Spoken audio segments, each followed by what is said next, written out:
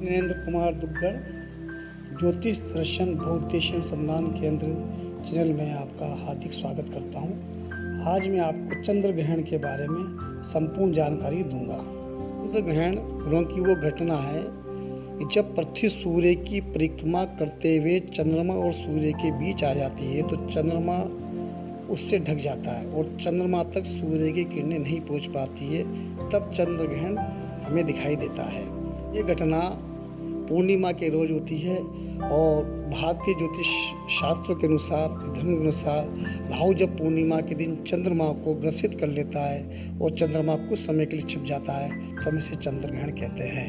भगवान शिव सदा सनातन देव हैं जो महादेव कहलाते हैं, जो मृत्युलोक के देवादिदेव महादेव हैं, जिनकी एक आंख में सूर्य दूसरी आंख में चंद्रमा विराजमान है, जिनके मस्तक पर प्रत्यक्ष रूप से चंद्रमा सुशोभित है और सर्प जो वासुकी है उनके गले में है, जो राहु का ही वंशज है। अतः समझने वाली बात यह है कि राहु राक्षसों की प्रजाति का ही असुर था, जिसके पिता का नाम विप्रचित, माँ का नाम सिंहिका था। जब दुर्वासा ऋषि के श्राप से पृथ्वी और तीनों लोग श्रीहीन हो गए तब समुद्र मंथन हुआ और समुद्र मंथन के अंदर राहु ने भी भाग लिया था। पूर्व में ही ब्रह्मा की तपस्या करी और भगवान से देवता बनने के लिए अपना वरदान प्राप्त करना चाहा, लेकिन ब्रह्मा जी ने उसको वरदान नहीं दिया तो माँ सरस्वती के वरदान से राहु मायावी रूप से देव रूप धारण करने के लिए उसको वरदान प्राप्त हुआ। जब समुद्र मंथन हुआ और अमृत निकला और मोहिनी रूप धारण करके विष्णु भगवान जब अमृत देवताओं को पान करा रहे थे, उसी समय राहु देव बन करके जाकर के देवताओं की लाइन में बैठ के अमृत का पान करने लगा। लेकिन सूर्य चंद्रमा ने उसको पहचान लिया, भगवान के विष्णु के मोहिनी रूप को उसको अवगत कराया। तब भगवान ने सुदर्शन चक्र चला करके राहु के सिर और धड़ को अलग अलग कर दिया। उसी समय से राहु अमृत पी चुका था, इसलिए अजमर हो गया और उसके ऊपर के सिर को बोलते हैं राहु और नीचे की धड़ को बोलते हैं केतु। जिस दिन भी चंद्र ग्रहण होता है, सूर्य राहु से या केतु से ग्रसित होता है या चंद्रमा राहु या केतु से ग्रसित होता है। जब सूर्य चंद्रमा दोनों ग्रहों को राहु और केतु ग्रास बनाते हैं तो धरती पर इनकी ऊर्जा आना बंद हो जाती है और ये भौगोलिक घटना घटने लगती है। ये प्रभाव से सूर्य जो आत्मा कारक है और चंद्रमा जो मन का कारक है, वो अंधकार में और संकट के रूप में अपने आप को देखते हैं। इस कारण से आपने देखा होगा समस्त जीव जंतु ग्रहण काल के अंदर एक सुरक्षित स्थान पर चले जाते हैं और शांत हो जाती है, प्रकृति भी शांत हो जाती है ग्रहण काल में। जिन जातकों की कुंडली में चंद्रमा राहु केतु शनि ग्रहों से ग्रसित हो, उनको व्याधि ज़्यादा देखने को मिलती है।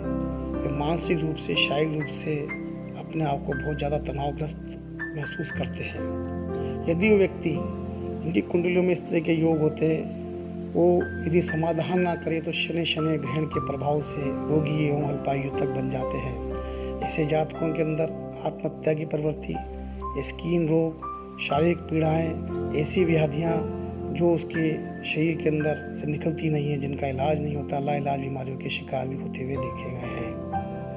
ग्रहण काल में किया हुआ भोजन विषाणु युक्त होता है, जिससे उनको ऐसी बीमारी लग जाती है कि व्यक्ति जीवन भर उन विषाणुओं से ग्रसित होकर के अपने शरीर को शनै कमज़ोर करते जाते हैं। ऐसे जातकों को ध्यान रखने वाली बात यह है कि वे ग्रहण काल में भगवान शिव की स्तुति करें। अपना ग्रहण काल का समय भगवान शिव की स्तुति में लगाएं और भगवान शिव सूतक से परे हैं। शिवलिंग में उल्लेख है कि शिवलिंग को कभी भी ग्रहण का सूतक नहीं होता और शिव आराधना हम उनके समक्ष बैठ के कर सकते हैं। हमें ग्रहण काल के अंदर महामृत्युंजय मंत्र का पाठ करना चाहिए, चंद्रशेखर स्तोत्र का पाठ करना चाहिए। यदि हमें रुद्री आती है तो रुद्री का पाठ करें। किसी ब्राह्मण को बुला करके हम उसको संकल्प दें ग्रहण के पहले और उसके साथ में रुद्री का पाठ कराएं। शिव तांडव स्तोत्र का पाठ करें, शिव पंचाक्षर स्तोत्र का पाठ करें और शिव मंदिर में एकांत इसमें स्थित हो, यदि वो शमशान में हो तो सर्वोपरि है। उस समय हमें राहु और केतु की जो सामग्री मैं आपको बता रहा हूँ, एक काले कपड़े में बांध करके, जिसमें काली सरसों, काले तिल, लकड़ी का कोयला, सूखा नारियल, बादाम छिलका, गोमेद, लहसुनिया, छेल छबीला, काली सफ़ेद चिरमी, खोटे सिक्के, आसमानी पुष्प जैसी सामग्रियों को बांध करके, एल्युमिनियम का यदि आपके पास धातु का टुकड़ा हो वो भी बांध देवें और अपने पास ग्रहण काल में रखें और शिव आराधना के समय अपने पास में रखें, ताकि पश्चात आप ये सामग्री अपने पर से 21 बार महामृत्युंजय मंत्र से वार करके जल प्रवाह कर सकें। अब बात विशेष ध्यान रखने वाली बात यह है कि ग्रहण की समाप्ति के कुछ समय, जब 10-15 मिनट का समय रह जाए, अपने ऊपर से इन सामग्री को मस्तक पर से उल्टा 21 बार महामृत्युंजय मंत्र से वारें और किसी व्यक्ति से कुशा के जल को अपने ऊपर छींटे पड़वाते रहें और महामृत्युंजय मंत्र को आप का पाठ करते रहें। ग्रहण के समाप्ति काल के कुछ समय पूर्व सामग्री को आप नदी में जल प्रवाह कर दें। ग्रहण के पश्चात वापस आकर के आप अपने पर कुशा के पानी के छींटे पड़वा करके और शिव मंदिर को धो करके आप वहाँ पर बैठ कर रुद्राभिषेक कराएं महामृत्युंजय मंत्र के संपुट से। यदि आपके पास समय हो तो महाभिषेक कराएं, नहीं तो आप कम से कम लघु रुद्राभिषेक तो अवश्य कराएं। ग्रहण काल में लिंग पुराण के अंदर ये सब चीज़ें उल्लेखित है जिनको विद्वान पंडितों को पढ़ना चाहिए। यह प्रयोग जो जातक ग्रहण काल में करता है उस पर ग्रहण का प्रभाव कभी नहीं होता, क्योंकि ग्रहण काल में देवत्व एवं असुर शक्तियों का युद्ध होता है।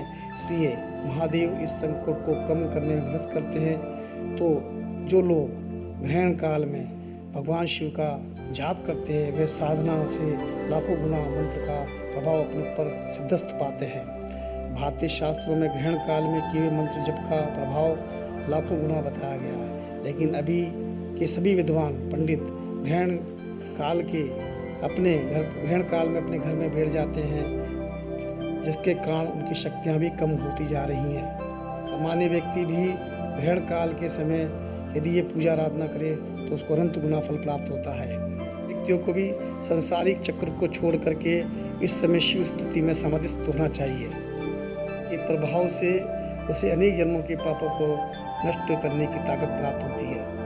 मंत्र शक्ति के प्रभाव से उसमें असीम शक्ति प्रज्वलित होती है।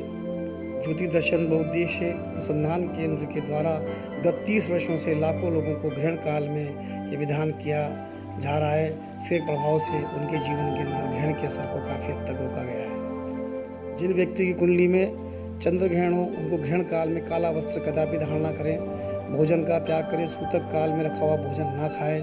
चंद्रमा से संबंधित दूध वगैरह की चीज़ें यदि आप घर में पड़ी हो तो उसको आप घर से बाहर फिकवा दें या किसी जानवर को पहले ही दे दें ग्रहण के पहले, तो ज़्यादा अच्छा रहेगा।